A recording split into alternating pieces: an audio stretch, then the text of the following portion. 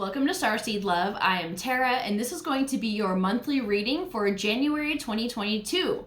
We're going to be diving into just the main lessons, the overall energies, the theme of the year, and kind of just what you can do to kick off the year on the right foot. So let's go ahead and call on your A-team, your angels, aliens, ancestors, ascended masters, and anyone else that can bring through clear divine guidance for my Sages out there. And this reading I'm hoping will be a little more specific for 2022 energies. If you'd like to look at the global energies as well, I posted a video last week just for a collective reading for the new year, so maybe check that out as well. Also, feel free to check out your sun, moon, and rising signs as well to see if any of those resonate or have different messages for you. So let's see what's going on. Sagittarius, January 2022. What guidance do your guides have for you? What can help you most right now?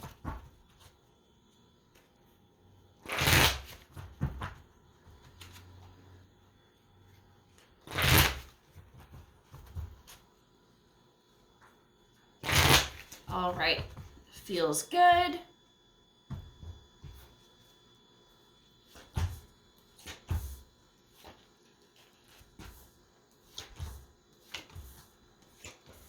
Okay, so let's get into it. Overall energy, we have the Page of Cups. This is going to be the theme of the year. So I feel like this is going to be finding that self-love in a deeper way than ever before. Maybe this is going to be a year of like new beginnings and relationships, making new friends, meeting new lovers, that type of thing. Let's look at these other energies and see what's going on though. So how you can start the year off on the right foot, we have the Queen of Swords. She is very, I want to say guarded, but like in a positive way. She's got her defenses up, but this fan of blades is see-through. So she can see through it. It's not a wall blocking out all things from coming in and out. It's just this fan that helps her discern what is going to be good and what is not going to be good. And she is very intelligent and she uses her intellect to survive.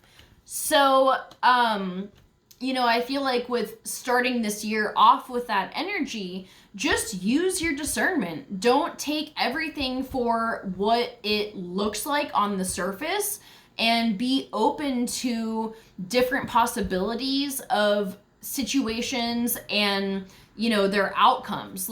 And I mean this for your personal life, but also what comes at you from the world and world events that are going on or national events and stuff like that. So take everything with a grain of salt and don't necessarily trust everything that you see and hear. So, the lessons of this year, we have the Four of Coins in reverse. So I feel like this is opening up to more abundance rather than hoarding that abundance. And, like I said, it kind of reminds me of this card, because if she had a wall up, she wouldn't be able to receive or put out anything. And that's kind of the energy here. If you're hoarding, especially financially, and you're scrounging and you're saving everything that you have and being super frugal and because you're scared that you're going to run out of money, you're not going to be bringing that much in either. And so when you're putting this in the reverse, it's kind of shifting that mentality to let the wall down, the wall of fear, because abundance isn't going to come in if you're fearing your financial situation. Now, obviously, this doesn't mean go blow all of your money on stupid shit, but be open to spending money for things that are important, or for a mental health day or whatever. Just you gotta find the in-between. You can't be super frugal with it, but you don't want to be irresponsible with it either. So I feel like one of the lessons you're gonna find here is how to bring the balance of abundance in your life to give and receive. And a good mantra that I like to use for finances is whenever I spend money, like for whatever it is, a bill or something that I want, I'm like, yes, I'm so excited to spend this money because that means it's coming back to me tripled. And just having that in your consciousness can help unlock a different energy surrounding abundance. So another major lesson that we're going to have for you this year is the Lovers in reverse. So this is why I feel like the Queen of Swords energy is going to be very important, because there may be some people that come into your life with this Page of Cups that maybe aren't top notch. And you need to have your discernment open so that you can see who is going to be good for you and who's not. And there will be red flags. So that's why this discernment is necessary. You know, you want to be open to meeting people, but you don't just want to jump into a relationship with the first person that gives you eyes, you know? Another interpretation of this lesson can be dealing with like karmic situations or stuff like that. Maybe you've been in a romantic situation with somebody, like a romantic relationship, and there's some things that need to happen. There may be lessons surrounding that, or with Mercury retrograde, someone from the past that you're not even connected to anymore. There could be issues coming up that you need to like reevaluate and kind of maybe do a little bit of healing in that area. Even if you feel like you've done it time and time again, it can never hurt to just readdress something and see what comes out of it. So the supporting energies that we have here, we have the Magician in reverse. So this is kind of interesting because if you're in this energy, that means you're not using your manifesting for the most powerful ability or like in the best productive way. So I feel like it can be supporting you by you start to experience like, oh shit, you know, like maybe it's the finances and you feel yourself in this energy of scarcity, fear, and lack. Therefore, you keep attracting that. So if you're having encounters like that in your life where you're fearing things and they keep happening, this is going to show you that you are creating it. And that means that you have the ability to create your way out of it. So, you know, if you run into situations like that, take that as the opportunity to turn this around and to realize that you are creating with every word and thought that you speak. So if something isn't working out in your favor and it keeps happening, take a look at your thoughts and see what you could be projecting that's causing that to happen. So overall, this is going to force you to take control of your manifesting ability and your power as a soul to create. And, you know, it's going to bring you opportunities to turn it around in your life. So what to look out for, we have the Strength card in reverse. So this means to me that you may be chasing too much for the things that you're trying to create, whether it's love or money or whatever. I feel like there's this energy of going about it the wrong way. And what needs to happen is this magnetic feminine approach instead of the masculine go, go, go. You got to work super hard to be financially stable, all the things. You can work less and be as equally abundant. Or, you know, instead of being on dating apps and like searching for the love of your life, just being in the energy of knowing that it will come to you. Those are just examples of how you can switch this mentality. Because I feel like that's kind of where you've been sitting in of like trying to chase it. Whereas the reality is that you need to be in that magnetic attraction state to pull into you with less work what you want.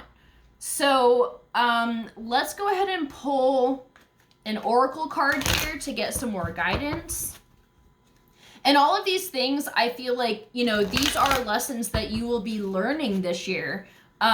which means you've probably already had experience with it in your past, which means you already have some tools in your belt for how you can navigate this. So this is just a continuation of these things, and this can be the year that you master these challenges and not have to deal with them again.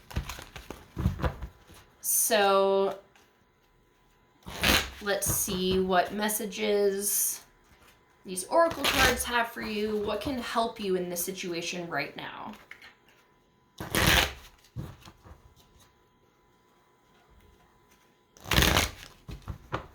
All right. Action. So let me find this in the book. Energizing effort, willingness to work. This card tells you that now is the time for more aggressive forward movement. The galloping horses represent intentional and concerted action directed to your goals. This card upright indicates that you are on the right track, but your determined efforts must increase. The white horse is the interaction of spirit and thought. The black is the outer work that still needs to be done. So continue taking action and trust your intuition. In time, you'll break through and see the results you've been working so hard to create. So, okay, this seems a little contradictory to what I'm saying, but I don't think that it is because I think the action here is taking this more relaxed approach, which does take effort. It takes work. And that's why it's so hard, and not a lot of people, you know, can just easily do it like willy-nilly, because it takes a lot of practice to be in the receptive flow. And, you know, this also means the action in terms of manifesting. So this can be getting your vision board together, like putting new things on it or updating it, recording your affirmations or your mantras that you want to start your morning with. You know, the work doesn't have to mean going out and like working 12 hours a day to get where you want to be. The action here is the spiritual action that's needed to create the life that you want. And I feel like you are on the right track with it. It's just that little perspective switch of the receiving being more powerful than that outward action. And you know, you got to have both. Like, you do the spiritual aspects, but then you take action on what the universe brings to you. But just know that you don't have to be seeking out all of these opportunities, that they will come to you. And you're not going to have to put in a lot of effort on that end. You know, the effort is in the manifesting part. And then it comes to you and you're like, great, like this is what I needed to take this next step. And so it'll all fall into place like that. So I hope this helps you out a little bit. I'm going to leave it at that. I love you so, so much. Have a great new year, and I'll see you for our next video. Bye.